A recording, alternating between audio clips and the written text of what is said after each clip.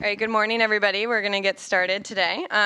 Welcome to the Atlantic Council's Global Energy Center event on transformations in energy technology, innovations for a secure energy future. I'm the Deputy Director. My name is Annie Medaglia, and I would like to introduce two of our guest speakers. First is David Eyton. He has served as BP's Head of Technology since 2008, and prior to this role, Mr. Eyton served as BP's Exploration and Production Group Vice President for Technology, and in his current capacity, he coordinates the technology strategy and its implementation across BP, and he'll be previewing or reviewing their technology outlook. And in addition to that, we have Melanie Kenderdine. Melanie joined the Department of Energy as the Director of the Office of Energy Policy and Systems Analysis and as the Energy Counselor to the Secretary in May 2013. Prior to serving in her current role as DOE, she served for 6 years as the Executive Director and Associate Director at MIT Energy Initiative and has had many other prominent roles within the energy community. So with that, I'd like to invite David up to give his presentation, which will be followed by Melanie, and then we'll have a moderated discussion on stage.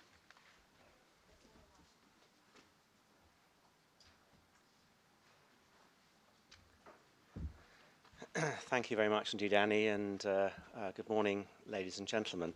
BP periodically analyzes industry-wide technology trends in energy in order to figure out the threats and opportunities to our businesses. And the next 15 or so minutes, I'll try and highlight an overview of the work that we have done and that has now been published in a thing we call the BP Technology Outlook. I would have waved it around. It's next to Annie there. It's a small booklet. The reason we have published this, we've done this for about 10 years periodically, but the reason we published it is because our shareholders in particular put resolutions to our AGM asking for greater transparency in the basis upon which we manage climate risks.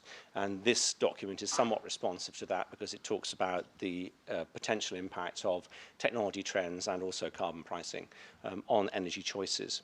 And the reference document has chapters on all energy resources, not just oil and gas, all energy resources, value chains, particularly focused on transport and power, and then what could constrain that in terms of natural resources and what could be wrong with it. I mean, what could disrupt the world's energy systems. That's broadly the shape of the document.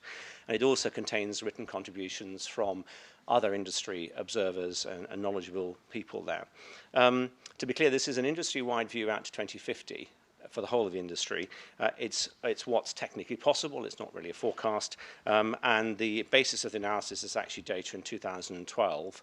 And the prognosis assumes an $80 a barrel real oil price and a $5 per million BTU gas price. One can discuss that if one wants, but that's what it assumes. So without that, I'll move on to the next slide. And this is just global context with which you'll probably all be very familiar. But industrialization has been largely enabled by fossil fuels, coal, oil and gas, providing heat, power and mobility to industry and consumers. And in the past 3 decades, we've seen a surge in some of these trends driven by the emerging economies of China and India in particular. In that period, energy consumption has almost doubled. That's the last 3 years.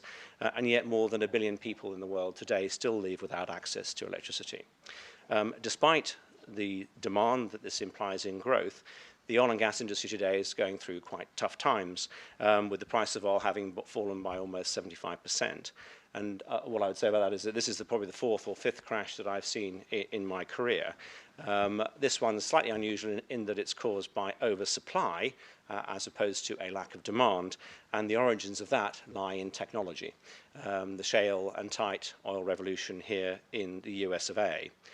Clearly, supply and demand will do as they always do, come back into balance at some point in time, and then the cycle will change. But the big challenge for us in the energy world is to meet growing demand with less environmental impact, as demonstrated by the Landmark Agreement in Paris, which is something that BP fully supports. So starting now with just a very high-level overview of energy, this chart compares theoretically accessible energy resources at 2050 globally with finite reserves of coal, oil, gas and uranium averaged over a 50-year period to give a comparison against the ones that are coming in all the time and are hence renewable. And if you look at it in broad terms, it says that there is the possibility that there's something like 20 times our needs out in 2050, depending upon the focus that nations and global communities take in accessing those resources. Technology can unlock plentiful supplies of almost any forms of energy, from fossil fuels to sunlight and wind. And several of these resources can actually meet the whole of human demand all by themselves. However, that doesn't mean it's very, oops, did I do something?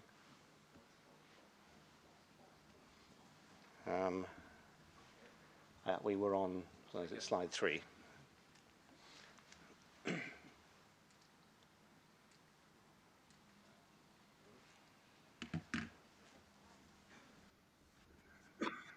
I'm talking to that picture there. I'll probably carry on. However, energy resources are not distributed equally around the world, and one region's best choices are really rather different from another's. Back one. Oh, shall I do it? There we go. I don't believe I was touching it at the time, but something happened. It's magic if it was me. So the absolute volumes of resources on this slide are really not so important as the relative proportions, and what actually we end up using will depend upon things like cost of supply, energy density, distance to market, supply chain constraints, and intermittency. But when taken together, this means that only a limited proportion of that full potential is likely to be accessed out to 2050. It does, however, set up the situation in which we think the question is really not so much one of will there be enough energy, but what form of energy do consumers, do nations want? So turning now to oil and gas, which is BP's homeland, on current trends, I'm afraid these are oil field units, one can convert them. On current trends, around about 2.5 trillion barrels equivalent of oil and gas will be consumed from today out to 2050. What we estimate is that the application of today's best available technologies to discover oil and gas could increase the resources, the reserves available in the world from around about 2.9 trillion barrels to around about 4.8 trillion barrels. So there's more than enough discovered oil and gas with today's resources to take you through to 2050 anyway. And then beyond that, further exploration and appraisal, together with technology improvements, can add a further 2.7 trillion barrels of oil equivalent to that, making a total of 7.5 trillion barrels. And in effect, what that means is it's not going to feel much different then than it does today in terms of the amount of resources that you can lay your hands on and use. The most significant change in this picture over the last 10 years has been the advent of production from tight and shale rocks. Those are reservoirs with low permeabilities, and this has pretty much doubled the potentially exploitable oil and gas underground in the last 10 years. And the boom was built upon two foundations: hydraulic fracturing, which coincidentally was invented by BP or its forebears in 1947, and then directional drilling. So that's oil and gas. Now turning to power. What this chart shows, it's a little bit complicated, I hope that you can see it. What it shows is the cost of generating electricity in North America, assuming a gas price of $5 per million BTU. And these are actual costs in 2012 and projected costs in 2050, and it ignores all taxes, subsidies, duties. It's the underlying costs. And it includes the cost of buying backup for intermittent sources of energy, ranging in costs from $8 per million BTU, per megawatt hour, to $30 per megawatt hour, depending upon how much penetration you've got into your power system. So if you need to build, and it assumes gas peaking is the backup because it's the cheapest we could find for this analysis, and $30 per megawatt hour is pretty much the cost of providing gas peaking as a backup to intermittent sources. In the power sector, gas and coal-fired power are probably the most competitive today, but we expect wind and solar to continue reducing in costs at around about 14% per doubling in volume for wind and 24% for doubling in volume of solar, respectively. That's consistent with their past track record, which is pretty well established over a number of decades. A carbon price would increase costs for carbon-emitting generation, and this slide shows the impact of imposition of a $40 an $80 a ton price on carbon. A modest price on carbon makes natural gas more competitive than coal, and gas is cleaner than coal. And at higher carbon prices, wind and solar become more competitive provided that there is backup generation available or storage. And gas-fired power with CCS, carbon capture and sequestration, can become competitive with an $80 per ton price of carbon by 2050. If you turn now to the story for transport, it's actually really rather a different, I hope that's nothing serious, that's rather a different picture. The potential for significantly reducing emissions at comparatively low cost of carbon is greater in power than transport. This shows the total cost of travel in a passenger vehicle in North America again, using different types of engine types, and an oil price of $80 a barrel. And again, these costs exclude subsidies and taxes. And note the dominance in these costs to a vehicle owner of the upfront cost of the car. It's one of the big differences here between this analysis and the previous one. That decision, what vehicle you buy up front, is the major component of your cost of traveling over the whole life of that vehicle. On the basis of this analysis, we expect liquid fuels to continue dominating global transportation through at least 2035, largely due to their high energy density. In terms of technology, we expect the average efficiency of new light-duty vehicles to improve by 2 to 3% per annum as a result of increased hybridization, improved powertrains, combined with advanced fuels and lubricants. Advances in battery technology may see electric vehicles approach cost parity with internal combustion engines in this time frame, while fuel cell vehicles still appear to have further to go. However, air quality is another major driver in cities for zero emissions vehicles, and that doesn't have much to do with climate, which is where the proxy of carbon price comes in here. So if we turn now to what can constrain the world's energy systems, this slide shows a global analysis of other natural resource constraints applicable in the energy business, from land and water and minerals and, of course, our atmosphere, based upon BP-funded research at 15 universities around the world. And the arrows on this slide are scaled as a proportion of the total usage. And if you look closely, what this basically says is climate change remains the most significant potential constraint facing the energy industry. Quite clearly, the orange arrow there is about 2/3 of the total greenhouse gas emissions. Freshwater challenges are more immediate, complex, and regional. However, maybe contrary to popular belief, fossil fuel extraction accounts for less than 1% of freshwater consumption globally, with 12% used in cooling and power, but that water is generally returned to water sources, water courses, somewhat warmer, but otherwise unchanged from the way it went in. Modern biofuels are actually a very small part of the agricultural system. They currently account for less than 2% of global cropland, but they do sit at the nexus of stresses on land and water and the so-called food versus fuel debate. And there appears to be adequate physical supply of all the minerals needed for the world's energy systems. However, some rare earth metals and chromium, which is needed for steel, are produced in a few locations and are particularly vulnerable to disruption globally. So this is where we could all be completely wrong in our prognosis. The nature of certain fields of technology gives them great disruptive potential. Combining these underpinning capabilities on this slide here with modular devices whose manufacturing can become increasingly cost-effective, and you may have a winning combination. Developments in advanced materials in particular could lead to extraordinary improvements in the performance of batteries, solar conversion, and the use of hydrogen as a fuel. However, even in a success scenario, these technologies could take decades to be deployed at scale globally due to the huge amounts of capital required. Hence, widespread disruption for most of these is unlikely before 2030. In the shorter term, digital technologies, and by that I mean the combination of sensors, data analytics, automation, all underpinned by supercomputing, have the greatest potential to drive far-reaching change, offering multiple opportunities to make energy supply and consumption safer, more reliable, more efficient, and more cost-effective. It is actually quite difficult to imagine the full potential of this trend over the 2050 timeframe when, for example, some people claim that machines will overtake humans in intelligence well before then. So in conclusion, energy resources, in our view, are technically plentiful. And the concern about oil and gas running out, I think, has itself gone away. Technology has great potential to increase the supply of both fossil and non-fossil fuels whilst reducing their cost. The major concern related to energy is the impact of greenhouse gas emissions that are caused by the growing consumption of fossil fuels. And the Paris Climate Agreement recognized the need to balance the rights of countries to develop with the need to protect the planet. Technology is critical because it offers ways to overcome this dilemma, including advances that enable energy to be used more efficiently and make low-carbon energy less expensive and more competitive.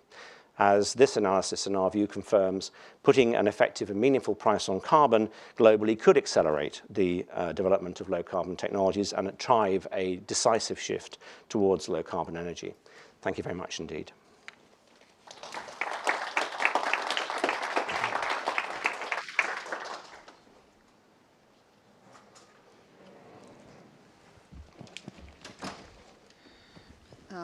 Thank you. That was great, David. Thank you. I've paid a lot of attention to what you all do for a long time, so I'll always go to your briefings.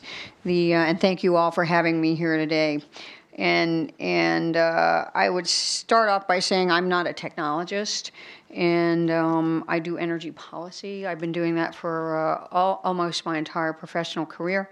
And so I thought I'd take a slightly different spin on this and put a few key technology trends and key technologies in the context of energy policy. Okay.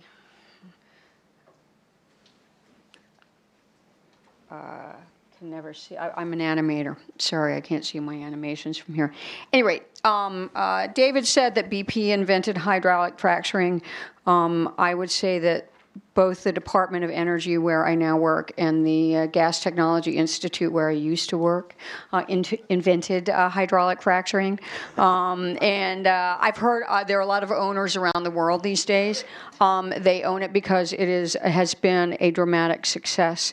And I dare say, certainly from a U.S. perspective, it has been one of the most successful and important technologies that we have developed. The point I wanted to make with this slide, however, right there, the purple is federal funding. Green actually was the Gas Research Institute funding, which was a surcharge placed on gas volumes. And FERC administered, very lightly administered. That was the industry piece at that time. There's a little bit of industry revisionism on that.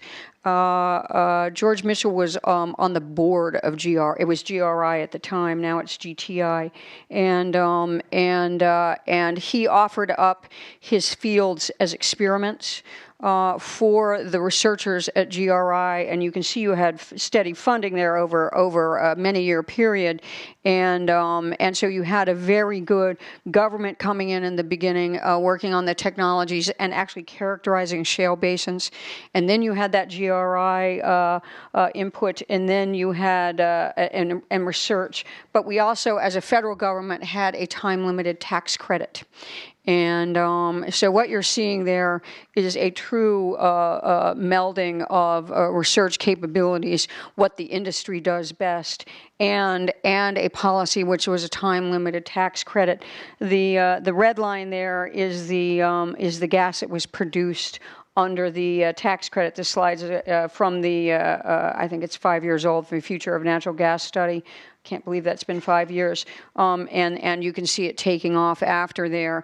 And from a policy perspective, I look at this as creating enormous opportunities.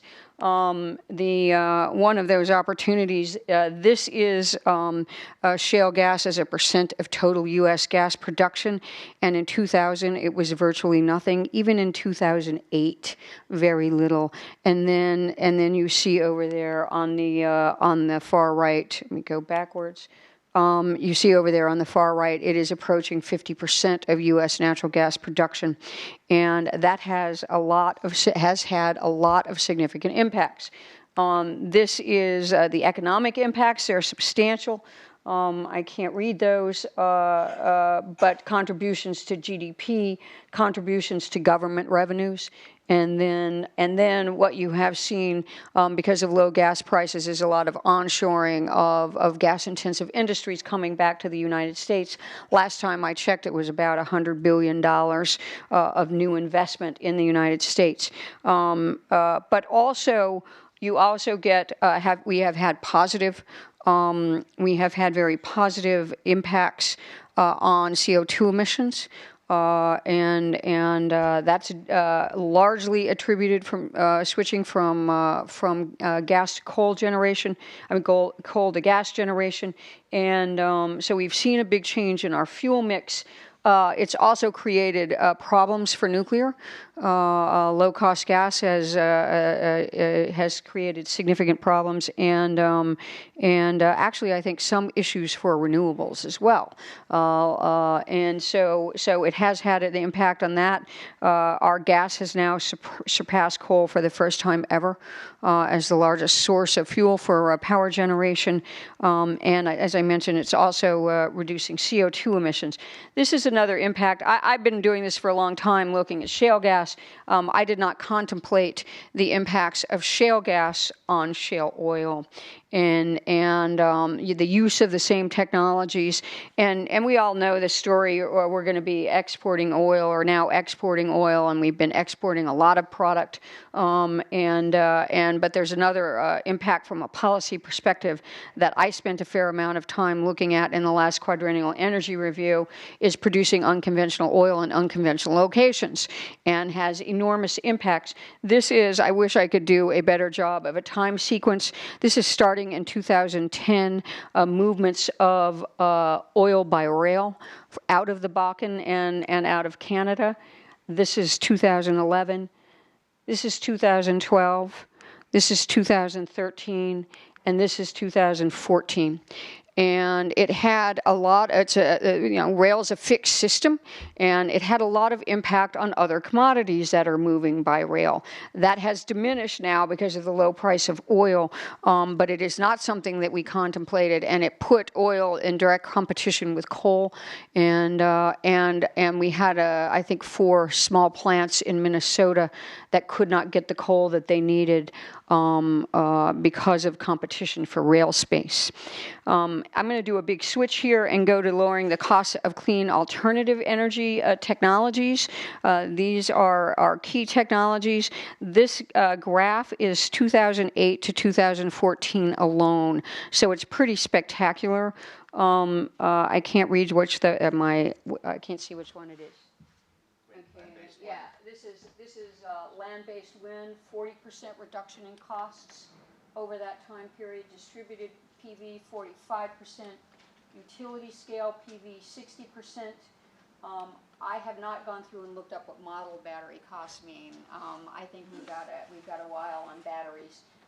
And then you see here LEDs. By 90%, and so it's all about cost reduction.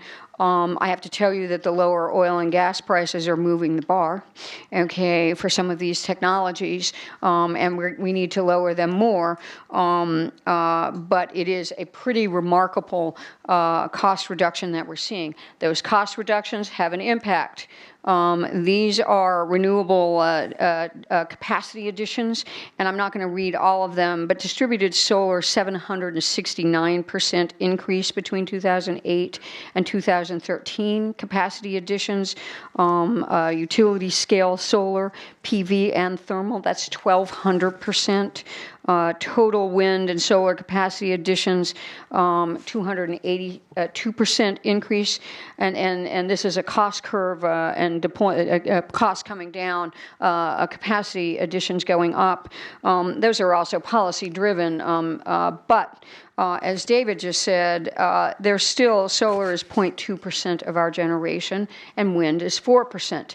And so it might have gone up a little bit in the last year or so, wind generation, but that raises a lot of system operational issues for the power system, and it involves if you're gonna by 2050 be powering our economy with that. It also, you've got to displace incumbents.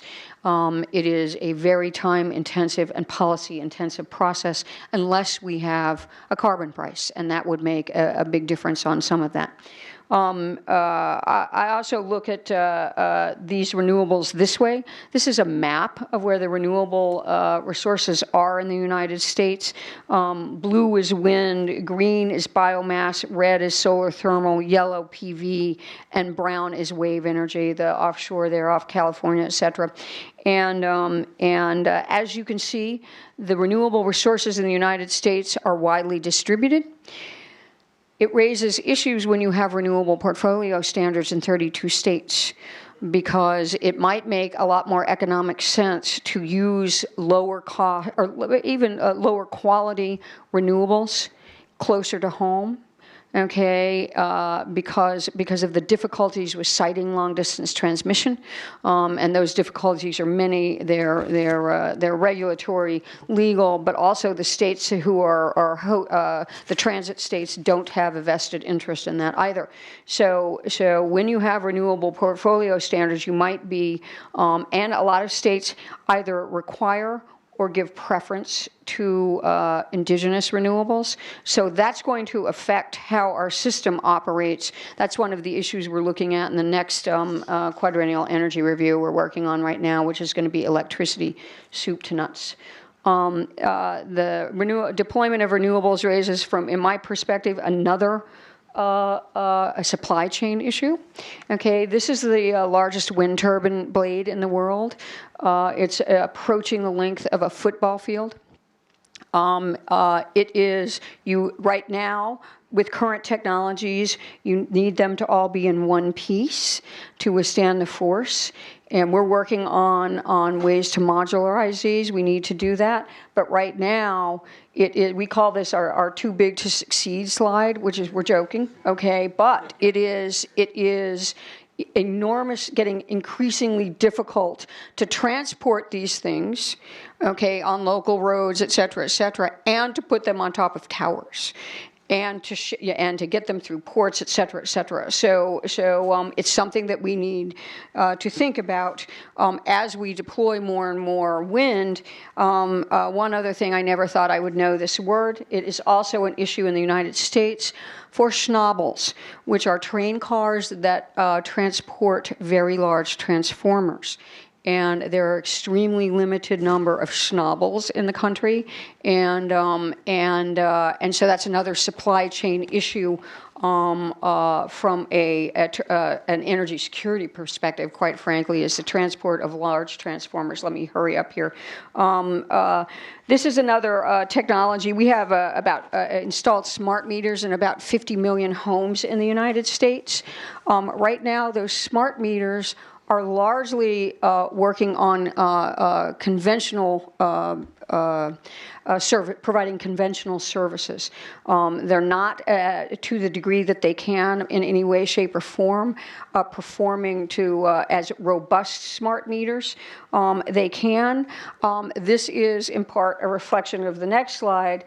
These are the various jurisdictional issues in the United States that we are dealing with, okay? And in order to maximize some of the technologies that we do have, including smart meters, but distributed generation, demand-side management associated with smart meters, et cetera, we need to address some of these jurisdictional issues. The Supreme Court addressed one of them last week, and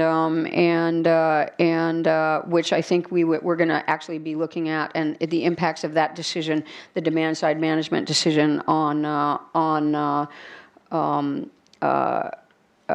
jurisdictional issues and electricity, where you start seeing a real fuzzing of the lines between transmission and distribution, and I think that's a huge part of what that was about. I'm going to switch now and close with a couple of technology thrusts that we're working on because of the impacts of global climate change. This is a map of changes in precipitation, model changes of precipitation in the 21st century, and it's you get down to the far left, the red and brown colors. That is a percentage loss of precipitation. And the far right, the blues, are where you actually will get more precipitation. But the place that is extremely worrisome to me is where we're seeing a lot of instability in the world right now is the Mediterranean Ring is one area where it is a huge problem. So we are looking at dry cooling. You mentioned water, David. We're doing a lot of research on dry cooling. It uses less water. Will be very important in water stress places. The withdrawals are de minimis, but they're not. They're widely different, and I'll show you in a second something on that. But and so we're working on dry cooling technologies, which there's no water consumption, but they're the last time I read 5 times capital cost than for once through technologies, and your evaporative cooling are 2 times the cost. So it's expensive. That's why we're doing research on it. Also, carbon capture technology is 40% uses 40% more water consumption too in general than without carbon capture. It varies by generation technology. Pulverized coal is not surprisingly the highest. I've been looking at these power generation technologies by region in the United States because we have significant regional differences here, and we have broken up the United States into regions. Those are analytically based regions. I won't go into them right now.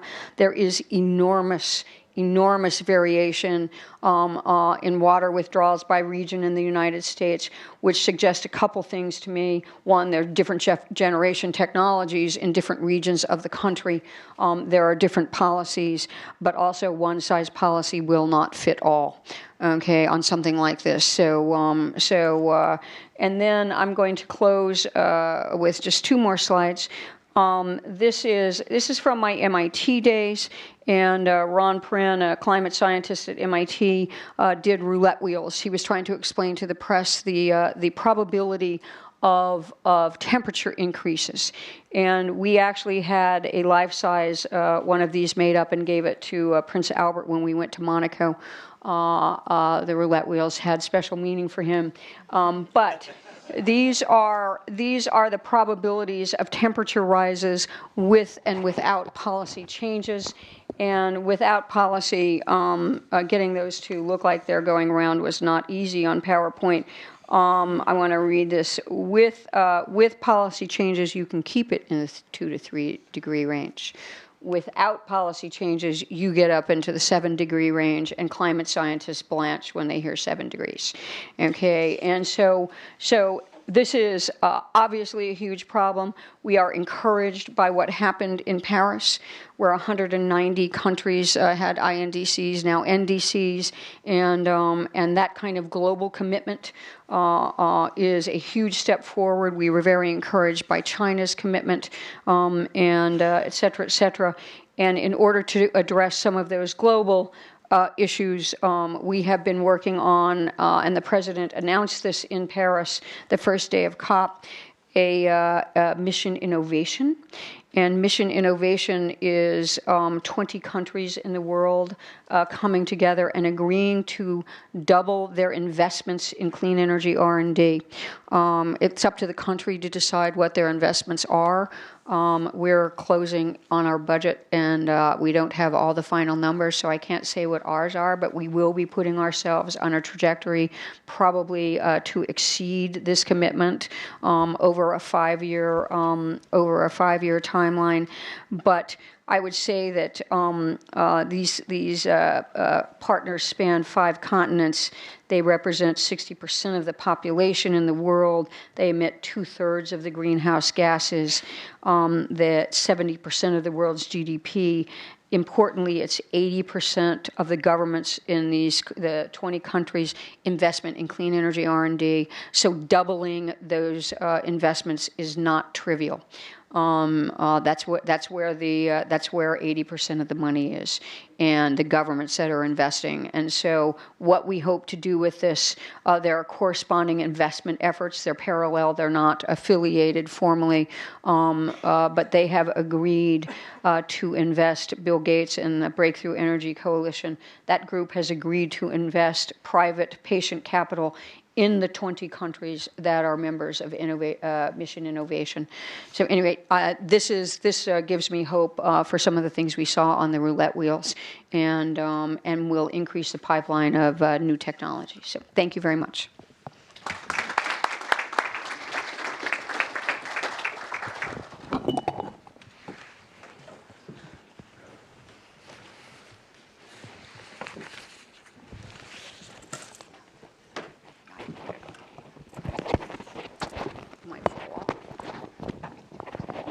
So thank you very much for both of those presentations. I think they were really complimentary of what the private sector is doing, but also what are the policy implications, not just in the energy sector, but also to other sectors as well. So thank you for that.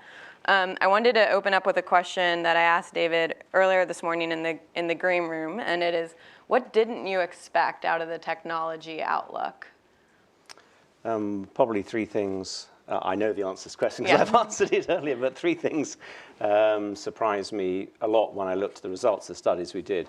The first is I didn't actually realize how much the potential was to enhance oil and gas recovery just using today's technology and today's discovered oil and gas fields. That really surprised me. The second thing that surprised me was I didn't realize how much digital technology is broadly rich, so sensors, data analytics, automation, underpinned by supercomputing, the great potential they have to optimize systems, to drive down costs, to improve efficiency, to improve reliability. It was much, much bigger in terms of quantified cost reductions than I'd expected from the analysis. And then the third thing was the impact of actually the slide that Melanie showed of manufacturing of lots and lots of modules, the integral effect over time of driving down those learning curves. You go out to 2050 and you compare solar, wind, shale wells, batteries, for example, which are very modular, repeated things. You compare that with nuclear or CCS or big offshore platforms, these sort of one-off big modules. There's nothing like the potential to drive down the costs over time from there. And that matters if you look far enough out in the future. Thank you. Melanie, similarly, you've been around this industry and have seen many, many facets of it. Is there anything that's really surprised you along the lines of David's comments over the last couple of years? Well, I actually think the cost reduction slide, I think is enormously telling about where we are going, and gives me a lot of hope over time that we are going to be able to see dramatic deployment of these technologies. I have always worried about that transition space. It is not easy, and that's why you need some very thoughtful, well-informed policies, which is what we do in my office. And if you're analyzing the wrong thing, or you don't have the information, I would just give one example. In 1978, we thought we were running out of natural gas in this country, and we outlawed the use of natural gas in power generation. In 1979, 3 Mile Island happened. That's why we have the coal fleet that we have today. There was a huge build out of coal generation, and we weren't running out of gas, very obviously. And so you've got to be very careful about the policies that you develop so that you are incentivizing the right things and maneuvering through that transition where we widely deploy these lower cost technologies is difficult, and so that's one thing we focus on. So. Interesting. So I think something that surprised a lot of people is where the price of oil is today. And the BP Outlook did the analysis based on $100 barrel of oil. So I'm curious how you think it would change in this new environment. Will it or won't? And then for Melanie, from a larger perspective, how is the low, you've touched upon it briefly in your presentation, how is the low oil price affecting new energy innovations, deployment, development, just kind of the whole big picture? So the cost base built into our forecast, the 2012 numbers, effectively used data from a period that the price of oil was $100 a barrel. So the cost base was effectively a $100 cost base. Actually, the projections and the comparison between different value chains assumed an $80 a barrel real case. And right now, I don't actually think we are just refreshing this work now as it happens. I'm not sure we necessarily change that long run. Just because the price of oil is very low today doesn't mean it's going to be very low forever. And the system is clearly well out of balance today, and it will come back into balance. So I'm not sure that we would necessarily change the longer term prognosis. You can run it at any oil price, and we'll do sensitivities to show the impact of lower and higher oil prices in the future. I think the other question is what impact is the lower oil price having on companies right now? And clearly it's extremely difficult to balance the books with the price of oil where it is right now. And this will come back into equilibrium, but everyone's suffering from that. As far as technology is concerned, it's quite a differential impact. So companies are making lots and lots of capital decisions, and they're either shelving or moving out into the future big projects.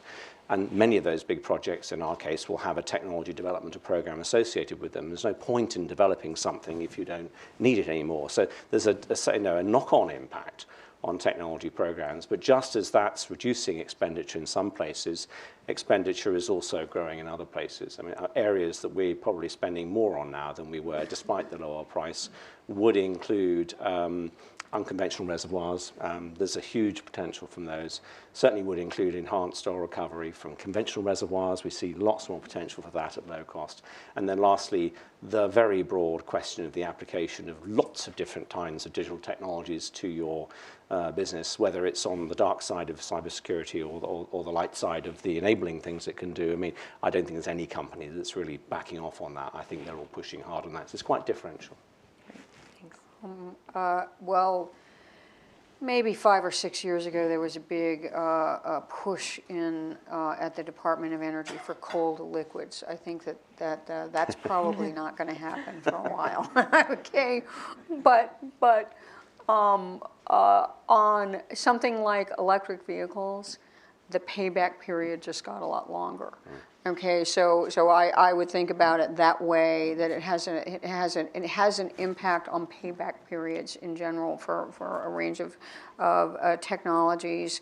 I think this is related to what David just said, LNG exports, where, I mean, we're getting ready to export LNG from the United States, moving into a big new commercial market for us. But in other markets in Asia, where natural gas is tied to the price of natural gas is tied to the price of oil, it's affected some of those commercial opportunities. And so that's another area that I would say it increases the cost of policies and subsidies. Okay, for alternatives, relatively speaking, it increases the cost of those policies. And then finally, I would say on I agree also with David. The slide that I showed you on the shale gas development, the shale gas development had sustained funding over a long period of time. And if you're trying to manage an R&D portfolio to the volatility of oil prices, you're not going to get that sustained funding over time. And I think that that's why something like Mission Innovation is so important. The governments are making that commitment. You will get sustained and increased funding over time that is not necessarily related to the vicissitudes of a commodity price. So, no, that's great. Thank you. So another kind of big question mark is how policies coming out of COP21 and what various countries are going to decide to implement will impact the fossil fuel industry.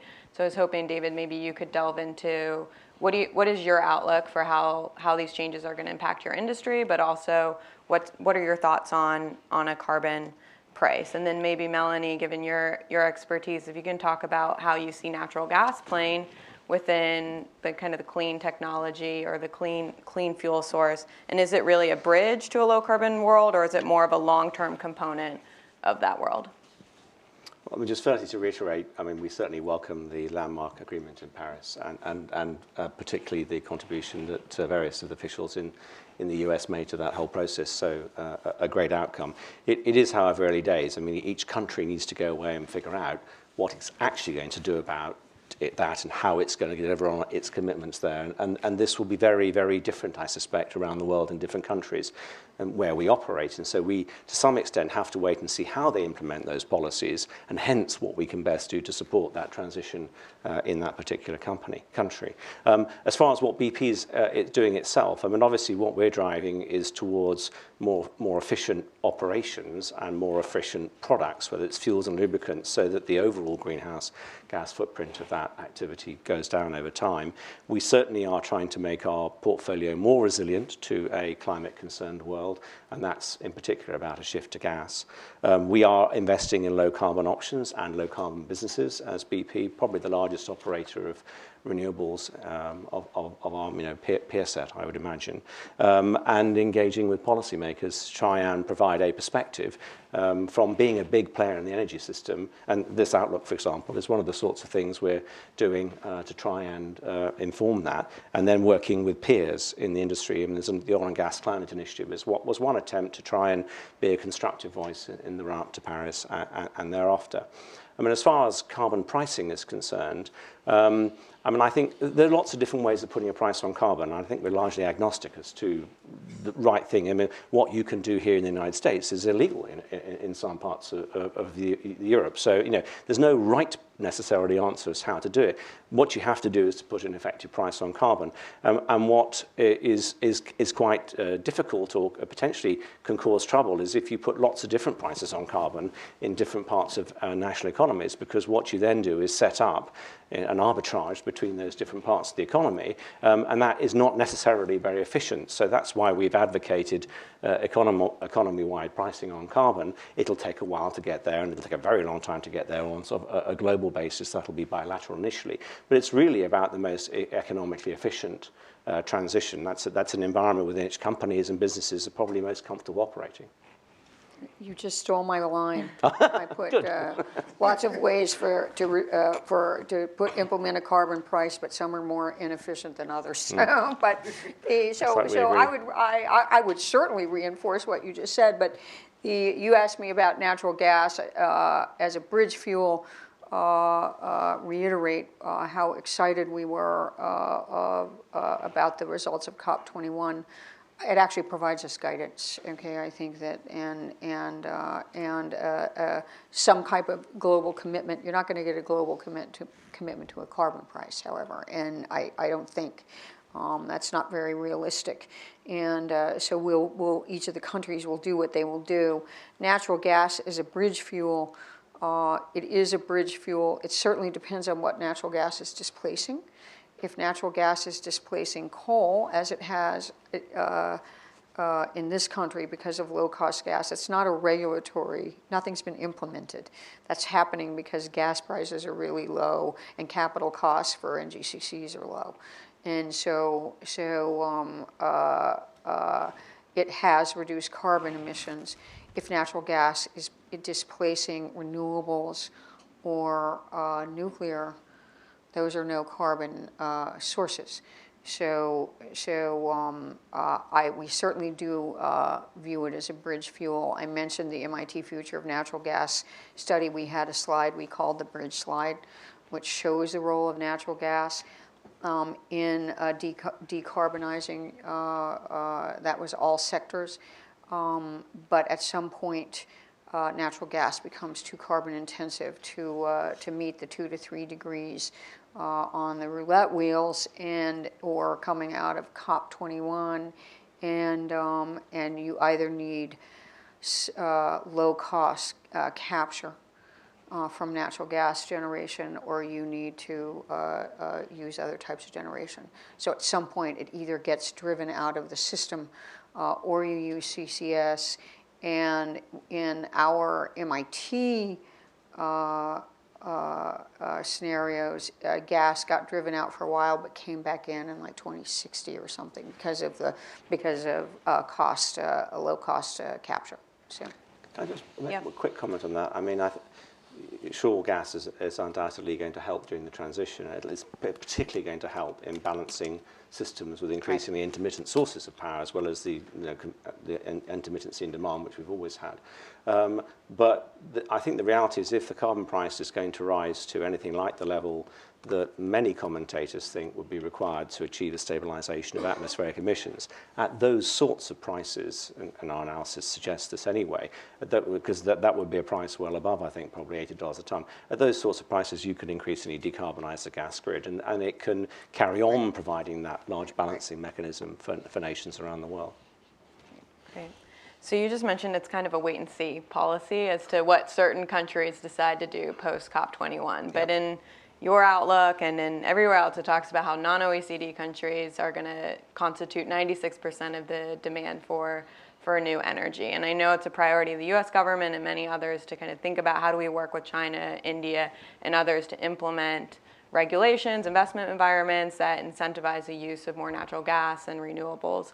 Melanie, can you talk a little bit about how we're working with these governments from a technology perspective, from a policy perspective, to implement kind of our vision for post-COP21 world? well, we have a research center that we jointly fund with the Chinese, where we focus on both technologies and policies. So we are invested in that. And it's very important to us, and I think to the Chinese and to the world, to continue those investments and appreciate that work. The research that we do there with them and they do with us, it's for our own countries, okay? But it gets shared, and and those are alternatives and CCS, et cetera, et cetera.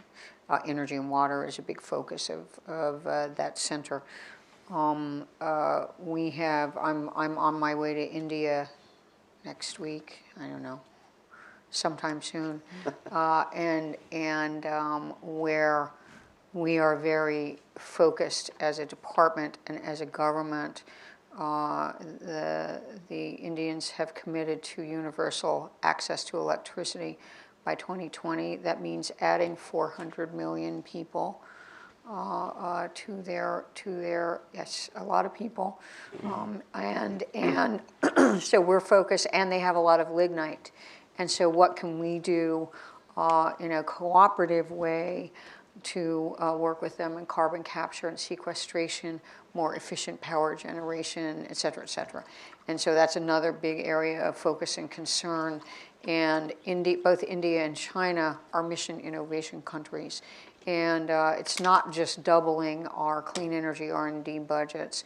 I am sure that will engender collaboration in a lot of areas, or additional collaboration. So those are two big areas of focus. Great. So what is BP doing with regards to this? Are you all thinking about how to scale technologies in countries that have really large populations that are interested in this, or kind of what role do you see the private sector playing realistically in the next 5, 10, 15 years? Well, we're a big energy provider, sometimes the biggest energy provider in many large countries around the world. So we already have a strong existing relationship with the governments there, and had already been talking to them and working with them on how we can support this transition. Just as Melanie said about the strong relationship, for example, with the Chinese. I mean, back in just after 2000, we set up a clean energy research center in Tsinghua University in China, and that's been trying to support policymakers there and their decisions, ever since then. So, what I would say that it's quite different. Each country's objectives and their natural circumstances, the resources they have access to, and the current state of their infrastructure and their regulation varies hugely around the place, and so the solution can be very, very different in each place. I think there's a danger in sort of coming up and the right solution on average world is this, because actually it's specifically the wrong solution everywhere in the specific. So we are working closely with governments around the world to try and support them as they make their choices about this transition, and hence how we can do that. I mean, pick someone like Brazil, where we're a large player in the biomass industry there. I mean, the conversation is really quite different from the conversation in China, where the very big challenge there is to, limit their coal consumption, hopefully exploit their natural gas resources if shale play out there. I mean, that's their focus. It's a very different focus from Brazil, so it really is nation by nation. Thanks. So my last question before we open up to the audience is, thinking 5 and 10 years out, what would really change the way that you think about the technology outlook? What would really disrupt the projections that you have there? And Melanie, similar, forget about BP's technology outlook, but just from the U.S. government outlook, what would really change it? What's kind of a factor that we might not be thinking about right now? Well, I mean, I've already mentioned the one that I think we struggle to know exactly how it's going to impact the world's energy systems, which is digital writ large. And once you've got autonomous vehicles, and I mean, it's quite difficult to imagine what's going to be going on very far out. So I mean, that's one I just think you have to be in and go with, and people are incredibly creative and sort of capture opportunities and work with them as they happen. So that's one I can't say what it is. I just know it's a big phenomenon, and you've got to be part of it. Otherwise, I think you'll kind of miss out. In terms of, I think, the big challenge to be solved, it's reasonably clear that the big benefit you've had from fossil fuels is they're very naturally energy dense, capable. They're huge energy storage. It's just naturally available for you there in the world's energy systems. You don't have to worry too much because there's big piles or pipes full of it and reservoirs full of it. As we transition towards a system, at least in respect of coal, then oil, and potentially natural gas, we start trying to move away from those systems that have massive natural storage built in. You then need to start worrying big time about how you store energy. And you've got increasingly intermittent supplies of energy. And how do you balance this? Sure, there'll be a digital component, but you actually need a physical component too. And it's not just overnight storage, it's interseasonal shifting or intergeographic shifting of energy. How you do that, I mean, that's where I think everyone would love to have a major breakthrough. And I mean, there's lots of fantastic ideas about batteries and other ways of forms of storing energy. But right now, none of them are anything like as energy dense as aviation type kerosene or something, which is actually a phenomenal fuel if you want to fly around the place and carry it with you. That's, I think, the huge challenge. There's massive programs going on, especially here, bigger here than anywhere else in the world, looking at trying to break that one. But that for me is still almost the holy grail if you're trying to move away from a system with big, very big, built-in and cost-effective capabilities, just beyond the joule you deliver. Mm-hmm. Great. He stole my line again. Okay, so You must ask the answer is Melanie energy next time. storage. Okay, but I'd go and since I can't give that answer, it's always bad going second. I think that we need to be thinking more about cyber and cybersecurity, and you mentioned the digital technologies and how great they were and how it increased efficiency. And I've been thinking about customer flows and demand side management and the electrification of everything, and how our economy is now, we've had a few days here where we were worried about not having electricity because of the blizzard, and how we are so dependent on electricity for everything in modern life. And I don't know how that we are fully comprehend the implications of all of that. And so that's one thing that I think that we need to be thinking a lot more about. It creates enormous opportunities. It creates new vulnerabilities too. And that could make an oil cartel look like a pikers in terms of some problems it could create for energy security. And so I think that that's the one thing I would look at and spend more time thinking about. Good news for us here at the Atlantic Council because we just started delving into it from an international perspective. Right. So, David, do you have anything else to say on the cyber point? Not really. I think it's very, very high up on all major corporations' right. agenda, and there's very close collaboration with the various agencies in not just here in the US, but I know other countries around the world. It's right up there, and we work pretty closely together. It's a game of cat and mouse, and you're just trying to stay one step ahead. Great, thanks. So I'm going to open it up to questions from the audience. If you can take the microphone, state your name and your affiliation. Yes, the gentleman, we'll go with the gentleman in the back first.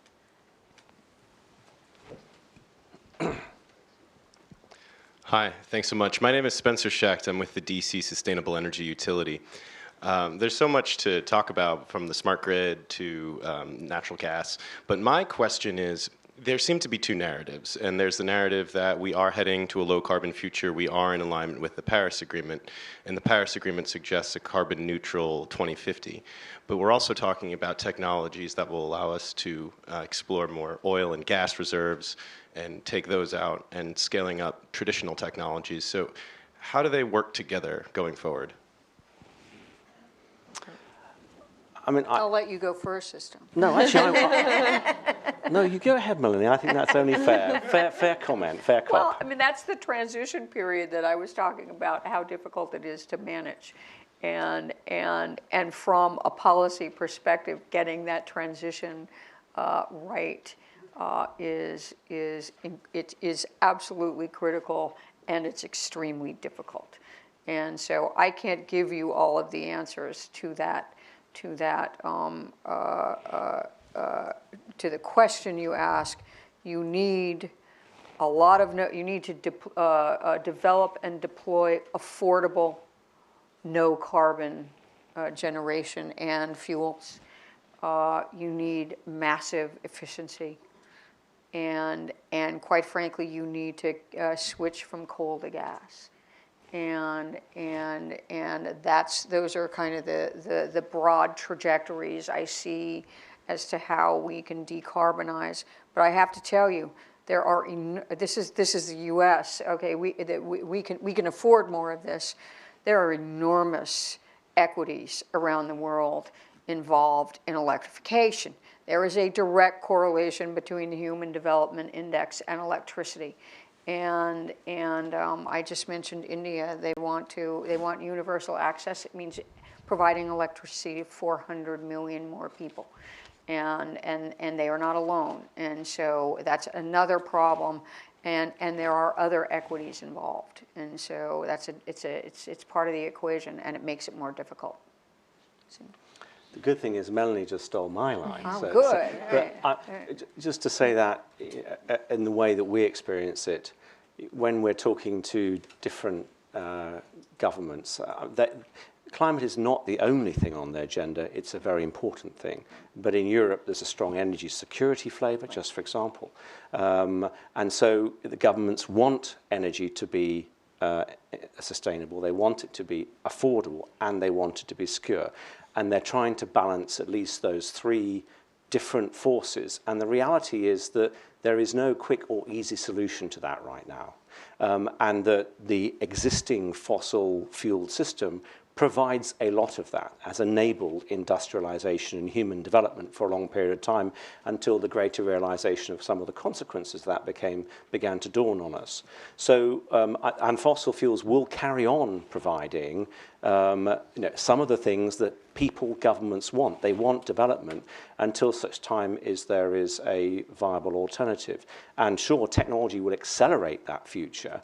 And so I think our job as energy players, whichever your source is to try and do what we do as well as we possibly can, as efficiently as we possibly can, so that along the way there is the minimum possible detrimental impact of what we do, being good custodians of a very valuable resource until such time as there really are alternatives that work. And that is just going to take time. This is a huge part of the global economy and the global GDP. It will take time, and it's for us to work together to try and help that transition to be as fast as possible, and it'll vary hugely by country. If I could, I would add a fourth thing. I gave three. The switching from coal to gas, as we talked about as a bridge, you really need carbon capture and sequestration to address some of the equity issues that I just described, because people in the rest of the world who want electricity and have coal are going to use it, and it behooves us to make those that more efficient and cleaner, not just from a carbon perspective, but huge health problems associated with that, and capture the carbon. So. If we can, the gentleman in the front here. I'm Bob Hershey. I'm a consultant. What looks promising in the research that's now being done? That is now being done? We might add another question on top of that, so you can take both. So the gentleman in the far back.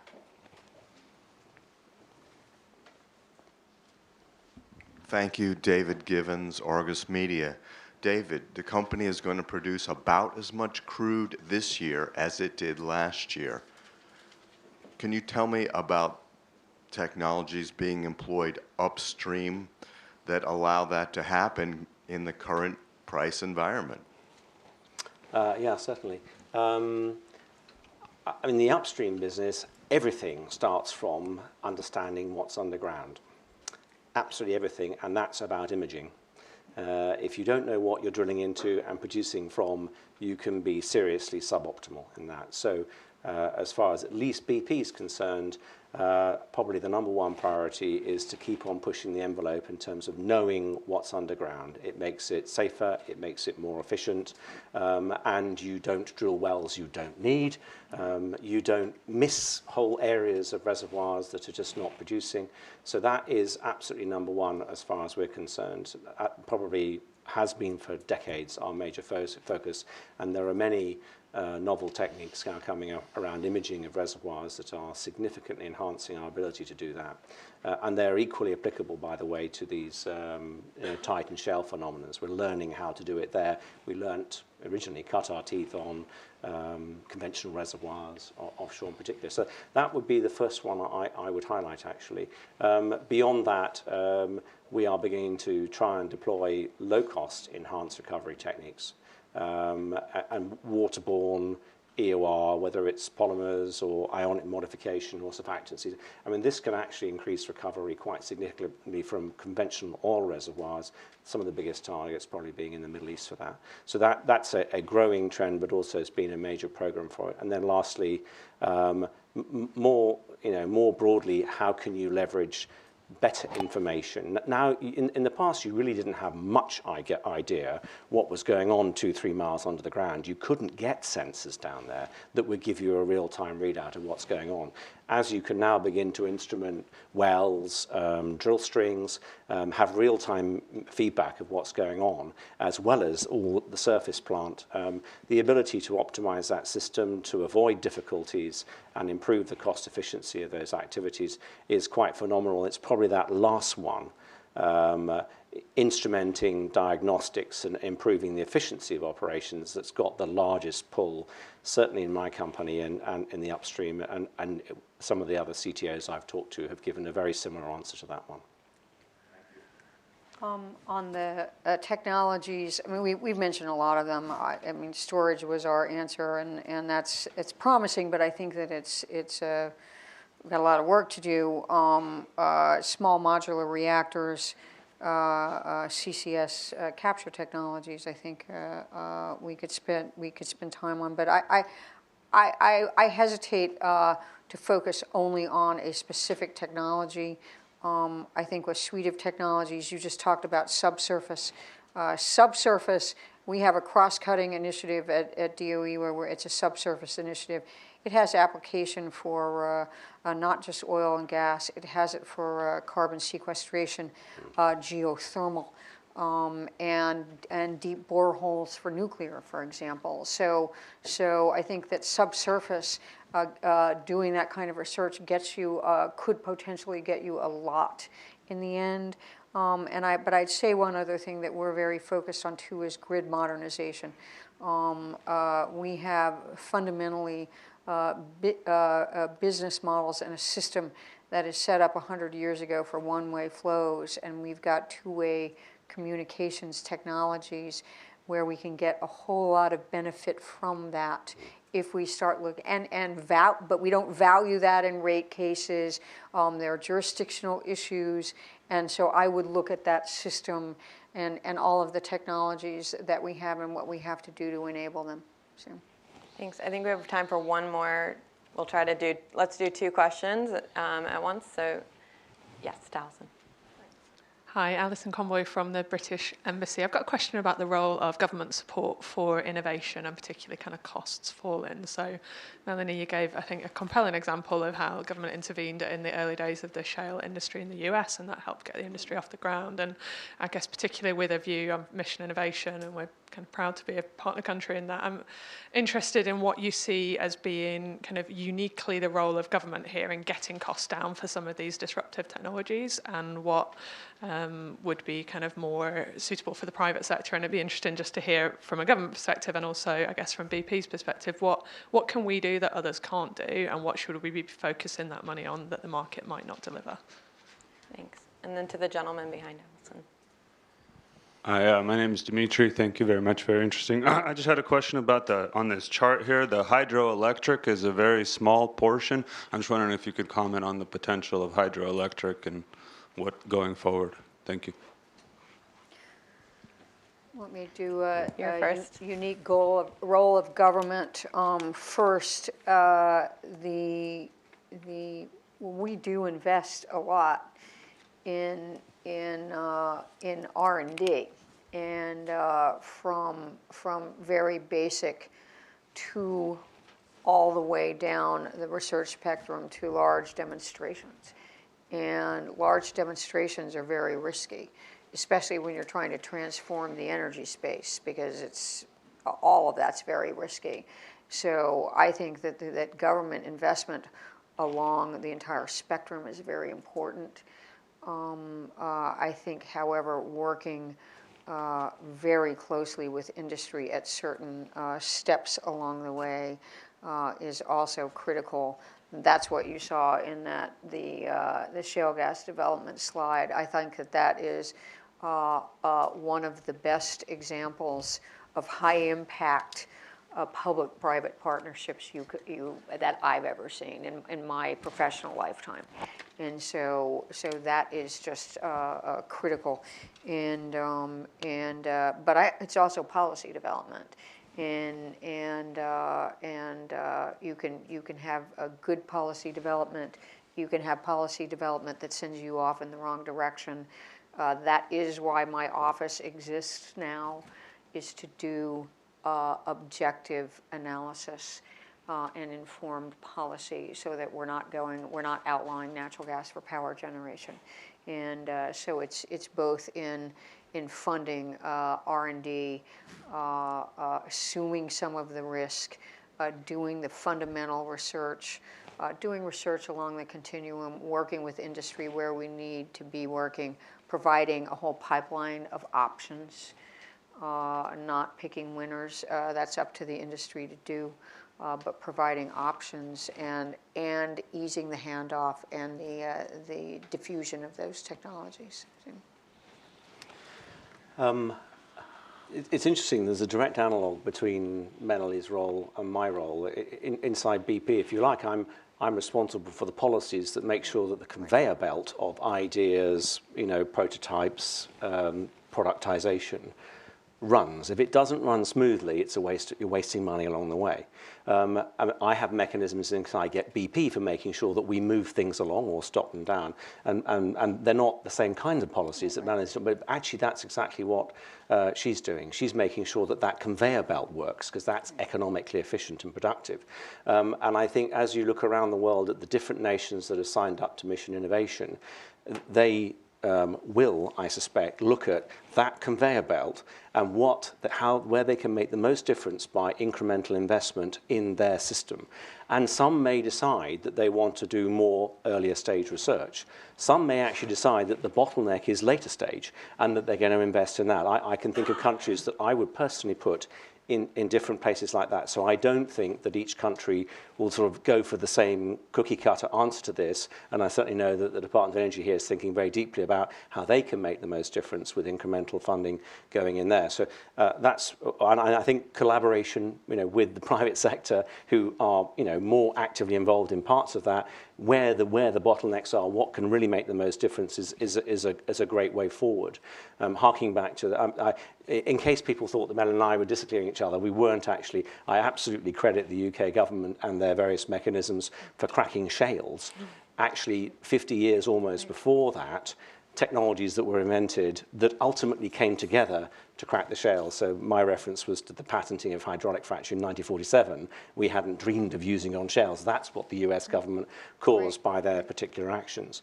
And in respect of hydro, I mean, my sense, and this is not BP's area of expertise, so forgive me, but my sense is there are quite natural limits to how much of this you do. These are very natural topographical and precipitation-oriented things, and so some people have lots and lots of access to it, Norway being a great example where they're taking surplus electricity from Denmark, sort of overnight and sending it back during the day down the HV. That's a perfect situation to make the most of the balance between renewables, and in this case, hydro. Melanie's map had a lot of triangles on it, if you look extremely closely at it, which suggested where the potential is for hydro.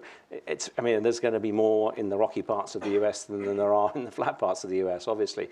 But it's not obvious to me that globally there is a huge surfeit of opportunities to do that. And of course, any form of energy technology deployment has its detractors, and there are people who will oppose those kinds of schemes as well. So we don't see it as being hydroelectric power storage. It's a very cost-effective, and where you can do it, it's fantastic. But there isn't massive scope for that to be the solution globally. There really isn't. That's going to be very important in certain locations, it seems to me. I'm actually going from Winnipeg, Canada to India, because there are a lot of direct flights. I hear but there is a trilateral energy ministers meeting in Winnipeg, and you remind me that we have met with the Canadians, a lot of hydro in Canada, and a lot of integrated the electricity grid in northern part of the U.S., southern part of Canada is integrated, and how you can use their hydro and our renewables as a kind of one big balancing region, yep. And which is something we would like to talk about. So. Well, if you can join me in a round of applause for both David and Melanie, this was excellent. Thank you. Thank you, Melanie. This seems to be a generally one night.